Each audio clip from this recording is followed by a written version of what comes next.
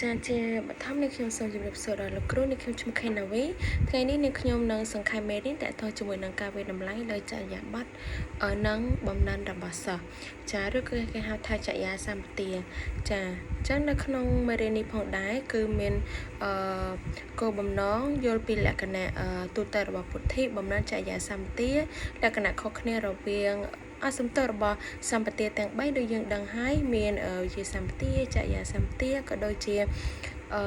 បំណិនសម្បទាចាំមកពីទៀតកំណត់បាននៅតម្រូវការសម្រាប់ការវិតម្លៃលើពុទ្ធិបំណិនសម្បទាចរិយាបាសមកវិញទៀតអាចបង្កើតជាកម្រងសំណួរនិងឧបករណ៍សម្រាប់វិតម្លៃទៅលើពុទ្ធិបំណិនសម្បទាចរិយាដែលអាចមានច្រើនទម្រង់ដែលមានលក្ខណៈសមស្របសម្រាប់វិតម្លៃសិស្សនៅគ្រប់កម្រិតថ្នាក់សិក្សាមួយវិញទៀតកំណត់បាននៅរបៀបធ្វើឲ្យប្រសើរឡើងនៅស្វ័យវិតម្លៃរបស់សិស្សមុនកំឡុងពេលនិងក្រោយការបង្រៀននិងរៀនមួយវិញទៀតកំណត់បាននៅវិធីសាស្ត្រផ្សេងៗដែលអាចប្រើវាតម្លៃលទ្ធផលសិក្សារបស់សិស្សផងដែរចឹងនៅក្នុងខ្លឹមសារគឺយើងមានរឿងពីរដែលតនិយាយទី1ប្រភេទលទ្ធផលសិក្សារំពឹងទុកបែបចរិយាសម្បទាមួយទៀតគឺវិធីសាស្ត្រសំទោសគឺវិធីវិតម្លៃចរិយាសម្បទារបស់សិស្សចាអញ្ចឹងយើងចូលចំណុចទី1តកតងជាមួយនឹងចរិយារបស់សិស្សចាអញ្ចឹងគឺជាជំនាញទន់ឬគេហៅថាជំនាញទំនាក់ទំនងផ្ទាល់ខ្លួនដែលបុគ្គលនោះទទួលបានតាមរយៈការដកស្រង់បទពិសោធន៍និងការសិក្សាឬក៏អាជីពការងារផ្សេងៗកន្លងមក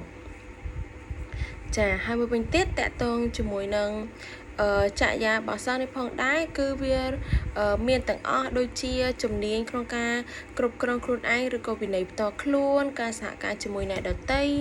ការប្រស័យតាក់ទងគ្នាទៅវិញទៅមកការច្នៃប្រឌិតអ្វីមួយនិងគេហៅថាភាពអត់ធ្មត់ទៅលើការងារឬក៏ការសិក្សាផ្សេងចាអញ្ចឹងយើងចូលចំណុចខតកតងជាមួយនឹងបំណិនពុទ្ធិចុះបំណិនពុទ្ធិគឺជាជំនាញប្រាជ្ញាសម្បទាគឺជាជំនាញដែលប្រើសម្រាប់ការគិតវិភាគហេតុផលចងចាំនិងរៀនផ្សេងជារឿយៗវាងាយស្រួលក្នុងការវាស់ស្ទង់ជំនាញការយល់ដឹងឬក៏បញ្ញាសម្បទាពីព្រោះវាត្រូវបានប្រើសម្រាប់វាស់វែងដូចជាការប្រឡងដើម្បីវាស់វែងការចងចាំសមត្ថភាពឬក៏ល្បឿននៃការគិតឬក៏វិភាគអ្វីមួយចាហើយតកតងជាមួយនឹងបំណិនពុទ្ធិនឹងមានដូចជាការគិតនៅឆ្លើយតបទាន់ហេតុការណ៍គាត់ចេះដោះស្រាយបញ្ហាទាន់ហេតុការណ៍តាំងពេលវេលាសមត្ថភាពក្នុងការចងចាំមេរៀនឬក៏ហេតុការណ៍គាត់មានការផ្ចង់អារម្មណ៍ខ្ពស់គាត់មានភាពបត់បែនគេហៅការវិភាគបញ្ហាហ្នឹងវាថាលំអិតគាត់អត់ចេះតែវិភាគលេងទេមួយវិញទៀតការគិតបែបពហុកិច្ចការឬក៏កិច្ចការច្រើនក្នុងពេលតែមួយចាអញ្ចឹងគឺគាត់អាចគិតពីគេហៅថាកិច្ចការច្រើនក្នុងពេលតែមួយបានមួយវិញទៀតគឺការបែងចែកចំណាត់ថ្នាក់ព័ត៌មានឬក៏វត្ថុផ្សេងវាថាល្អអាក្រក់ឬក៏ត្រឹមត្រូវចាយើងចូលចំណុចមួយទៀតគឺតកតងជាមួយនឹង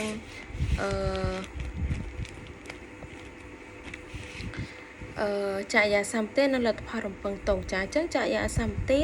និងបំណិនសម្បទាគឺវាចាំបាច់ណាស់ដើម្បីទទួលបានចំណេះដឹងក្នុងការសិក្សាឬក៏អាជីពការងារនិងការដោះស្រាយបញ្ហាផ្សេងនៅក្នុងជីវិតផងដែរហើយតកតមួយទៀតគឺសិស្សត្រូវមានលក្ខណៈមួយចំនួនដូចជាការមានគាត់ថាមានទំនួលខុសត្រូវមានភាពស្មោះត្រង់ចេះត្រួតពិនិត្យនៅតាមដានខ្លួនឯងថាតើខ្លួនឯងខ្សោយអ្វីខ្លួនឯងមិនទាន់ធ្វើបានអ្វីឬក៏ពូកែខាងអ្វីនឹងធ្វើការសហការជាមួយអ្នកដទៃតស៊ូគេហៅថាប្រឈមមុខនឹងឧបសគ្គអាកប្បកិរិយាបុគ្គលិកលក្ខណៈតម្លៃនិងជំនាញផ្សេងផងដែរ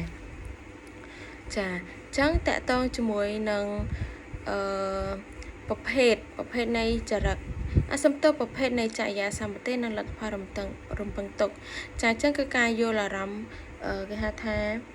យល់អារម្មណ៍របស់អ្នកដទៃចាំមែនថាការយល់ចិត្តគឺជាសមត្ថភាពក្នុងការយល់ពីអារម្មណ៍របស់មនុស្សម្នាក់ទៀតហើយតកតង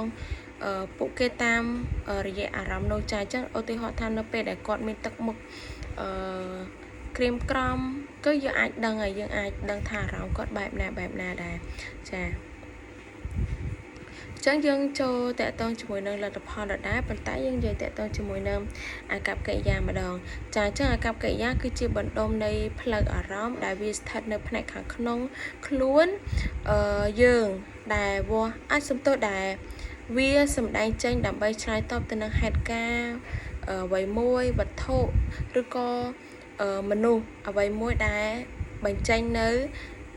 នោះអាចជាវិជ្ជមានឬក៏អវិជ្ជមានចាអញ្ចឹងយើងតើតើជាមួយអាកប្បកិរិយាដូចយើងដឹងហើយគឺចាដេកដើរឈរអង្គុយនឹងទៅចាហើយមួយវិញទៀតគេនិយាយតកតងជាមួយនឹងលទ្ធផលសិក្សាបែបវិជ្ជមានថាតើចរិតវិជ្ជមានហ្នឹងគាត់មិនវិជ្ជមានហ្នឹងគឺគាត់ចូលចិត្តរៀនគាត់ចូលសាលាហើយមួយវិញទៀតគេហៅថាមានវិន័យសាលាគាត់ធ្វើកិច្ចការផ្ទះគាត់គោរពដឹងលោកគ្រូអ្នកគ្រូគាត់ចូលចិត្តរៀនមួយមិត្តរួមថ្នាក់ធ្វើការងារជាក្រុមមានកំហុសគឺគាត់ទទួលស្គាល់ចាឲ្យគាត់មានទំនួលខុសត្រូវទៅលើការងារអ្វីមួយចំណែកឯចរិយាបែបវិជ្ជមានវិញលួចចម្លងពេលប្រឡងអីចឹងទៅសេពគ្រឿងញៀនអំពើហិង្សាក្នុងសាលាវាយគេវាយឯងចឹងទៅមួយវិញទៀតកិច្ចមកសិក្សាអត់ចង់រៀនហើយនៅពេលដែលអត់ចង់រៀនហើយគឺគាត់បោះបង់ការសិក្សាចាអញ្ចឹងមួយវិញទៀតតកតងជាមួយនឹងគេហៅថាអីគេគុណតម្លៃចាគុណតម្លៃហ្នឹងគឺសំដៅទៅលើការយល់ឃើញរបស់បុគ្គលម្នាក់គិតនឹងឲ្យតម្លៃទៅលើមនុស្សនិងវត្ថុផ្សេងទៀតអញ្ចឹងតកតងជាមួយគុណតម្លៃហ្នឹងគឺយើងមានរឿង6ដែលត្រូវនិយាយទីគេហៅថា 3R I care harmony ចាអញ្ចឹង 3R វាមាន respect មាន responsibility reliance ចាមួយវិញទៀតគឺ integrity care harmony នឹងទៅចាអញ្ចឹងយើងដឹងហើយគាត់មានការគោរពមានទំនួលខុសត្រូវគេហៅថាមានសុចរិតភាពមានភាពស្មោះត្រង់ចេះយកអាសារអ្នកដទៃរស់នៅប្រកបដោយសុខដុមរមនាអញ្ចឹងទៅចាអញ្ចឹងយើងចូលចំណុចថ្មីមួយទៀតគឺតកតងជាមួយនឹងវិធីសាស្ត្រក្នុងការវិតម្លៃចរិតសំទោសវាតម្លៃចរិយាសម្បត្តិនិងជំនាញទូទៅចាអញ្ចឹងវាមានរឿង3ដែលយើងត្រូវនិយាយចាអញ្ចឹងទី1អញ្ចឹងទី1មានថាអារម្មណ៍តកតងជាមួយនឹងអារម្មណ៍អកកិរិយាទឹកមុខអាចផ្លាស់ប្ដូរបានយ៉ាងឆាប់រហ័សជាពិសេសចំពោះកុមារតូចក្នុងកំឡុងពេលតូចគឺគាត់គេហៅថាឆាប់គាត់ថាទឹកមុខគាត់ឆាប់ប្រែឆាប់គេហៅថាឆាប់គេហៅថាប្រែប្រួលរហ័សចាកុមារតូចហ្នឹងចាហើយមួយវិញទៀតតកតងជាមួយនឹងចាចំណុចទី2ចាគឺគេហៅថាតកតងជាមួយនឹងយើងអាចប្រើវិធីសាស្ត្រផ្សេងគ្នាយើងអាចប្រើវិធីសាស្ត្រដដែលក្នុងការនេះទេចាអញ្ចឹងយើងត្រូវតែមានវិធីសាស្ត្រផ្សេងដើម្បីគេថាដើម្បីវាតម្លៃនឹងចាមួយវិញទៀតចំពោះទី3គឺសម្រាប់ចិត្តត្រូវការលទ្ធផលសិក្សាម្នាក់ឬក៏ក្រុមយើងត្រូវតែសម្រេចចិត្តឲ្យបានច្បាស់លាស់ក្នុងការដាក់ពិន្ទុឬក៏បង្ហាញលទ្ធផលទៅកាន់ក្រុមឬក៏បុគ្គលនៅជាដើមចាអញ្ចឹងតកតងមួយវិញទៀតតកតងជាមួយនឹងវិធីសាស្ត្រវិតម្លៃចាគឺយើងមិនធ្វើតេស្តទេចាអញ្ចឹងវិធីសាស្ត្រវិតម្លៃមិនចាអញ្ចឹងវិធីសាស្ត្រវិតម្លៃហ្នឹងគឺគេហៅថាការអង្កេតរបស់គ្រូចាគឺការវាស់វែងពីអេរិយាបថចាអេរិយាបថដែលដាក់ឈរអង្គុយទៅទី1គឺការអង្កេតទូទៅចាអញ្ចឹងយើងការអង្កេតទូទៅមិនគឺយើងអត់ទៅសេលើกระดาษទេគឺយើងគាត់តែគេហៅថាមើលតកតងជាមួយនឹងកប្បកិរិយារបស់គាត់ហើយគឺយើងអាចវិតម្លៃគាត់បានហើយយើងអត់បាច់ចាំសរសេរលើกระดาษអីទេមួយវិញទៀតគឺ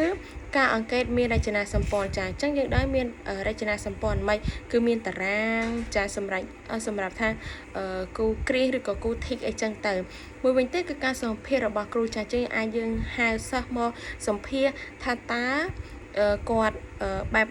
ណាអីចឹងទៅចាំមួយទៀតស្វ័យវាតម្លៃរបស់សិស្សចឹងយើងស្វ័យវាតម្លៃមិនស្វ័យតម្លៃថា